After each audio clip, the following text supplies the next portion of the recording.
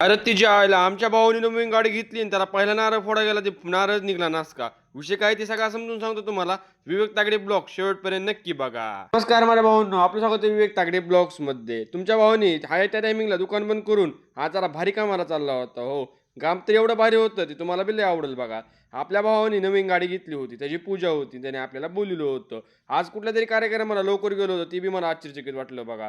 गेलो पहिले मला पूजेला टाइम आहे तर गाडी आतनं कशी ती आपण बघूनच घ्यावी. स्कॉर्पिओमध्ये तुम्हाला सांगतो भाई, खरंच मी बसलेलो नव्हतो काय, पहिल्यांदाच बसायला लागलो होतो. आतमध्ये गाडी बघितली एकदम खतरनाक तर होतीच. आणि म्हणत नाहीत की लोक स्कॉर्पिओमध्ये बसल्यावर माफियाची फिलिंग येते, एकदम करेक्ट आहे बघा ती. आता पूजेचं पहिलं काम म्हणजे हार लावणं. आता हार लावायला आम्ही डायरेक्ट बोनटच उघडलं, आमचा नाद करून जमत नाही हो. आपला भाऊ आणि वहिनी पूजेला बसल्या होत्या. आता पूजा तर चालू होती आणि मेन काम होतं फोटो काढायचं. आयफोनमध्ये फोटो काढायला आपल्याला निवडलं होतं बघा, पण आयफोनमध्ये फोटो काढायला क्रेज वेगळीच आहे बघा.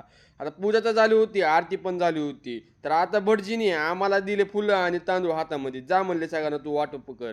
सगळ्याला वाटून तर टाकलेच. पण मध्ये आला ना ट्विस्ट. आमच्या भावानी गाडीला पहिला नारळ फोडायला लागला होता, नारळ निघला की नासका. तर सगळेजण म्हणले आता गाडीला तुझ्या काहीच होणार नाही रे, गाडीला नारळ पावला गेला का तुझ्या, काय टेन्शन घेतो एवढं. आता कार्यक्रमाचा मेन पदार्थ होता आमचा पेढा, पण ते आपल्याला खायचा होता. कुठं जाऊन डायरेक्ट खावं काय की. दिले ना आपल्या हातामध्ये दोन दोन. आपला डायरेक्ट बॉक्सच दिसला, बॉक्स मध्ये उचलले 4-5 आणि मी निघालो गाडी घेऊन लगेच. आपल्या गाडीवर बसल्या बसल्या खायचं होतं, तर कुठं माणसांसमोर खात बसतात काय की. तर जाऊ द्या, आपला ब्लॉग कसा वाटला ती लवकर तुम्ही कमेंट करून सांगा. तर भेटू आपण उद्या एका विवेक तागडे ब्लॉग्समध्ये. तर तुमच्या या भावाला लाईक फॉलो करा लवकर. Tata bye bye.